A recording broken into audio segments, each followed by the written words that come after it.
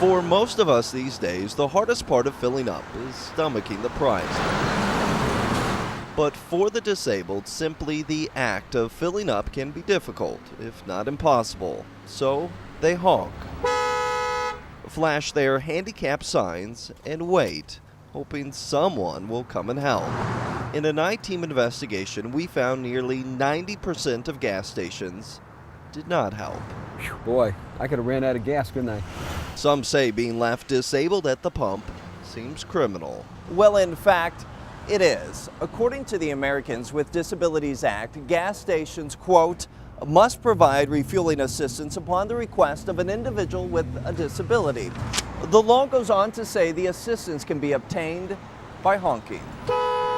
There was a time Well, I joined the Marine Corps in 1964. when Duke Hendershot thought he would never need help. That all changed when he was sent to Vietnam. I got blown about 40 feet and, landed on the back of my head. And of course, instinct, you try to get up and run. And that's when I realized there was something wrong.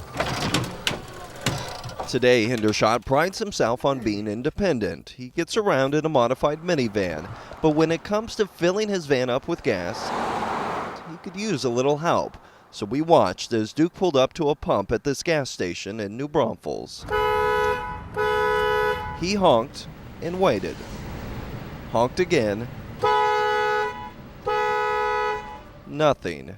Duke then tried another station. We even went inside to make sure the clerks could hear the horn. We also made sure each gas station we tested had at least 2 clerks on duty. The law encourages but does not require gas stations to offer help if only 1 employee is on shift. Yet still, nothing. As you see, nobody came out to help or even question or ask. At this gas station, there were instructions, To obtain refueling services, honk your car horn twice. and so that's what he did. Okay, that's twice. It didn't help. We followed their procedures. And I don't know how, if anybody was in that store, because they work right there, why they can't see this hanging from the window. And it's not just Duke. We followed Jane Thompson around San Antonio as she tried to find someone who would help her fill up her car. At this gas station just off Interstate 10, she honked her horn 3 times, waited nearly 15 minutes. No one came to help. At a different station, she even waited until an employee came outside. He walked right by. He's sitting there going, oh, someone's beeping, but he's not taking it to its natural conclusion. Why are they beeping? It's very disappointing. We wanted to know why the clerks at the gas stations were not helping. Some clerks told us they couldn't hear. He honked his horn. No one came out. Didn't even hear it. Seriously. Others told us they didn't know they needed help. I heard the honking, but I didn't know he was disabled or anything. Yet the most common reason we were told for not helping Did you know it's the law to help them out? was not knowing the law. Honestly, no. I didn't know that. Even at the station with the sign, To obtain refueling services, honk your car horn twice. one of the clerks was oblivious of the law. He honked his horn just as the sign says so to get service and help, and no one ever came out. What sign?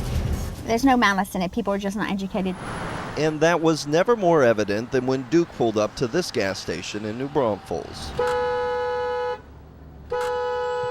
After honking 3 times, a clerk came out. Hello, can I help you? Yes, I'm a double amputee, and I was wondering if it's possible if you could pump $20 worth of gas in for me. Out of the 8 gas stations we tested, 4 in New Braunfels and 4 in San Antonio, Monica Raines was the only one to offer help.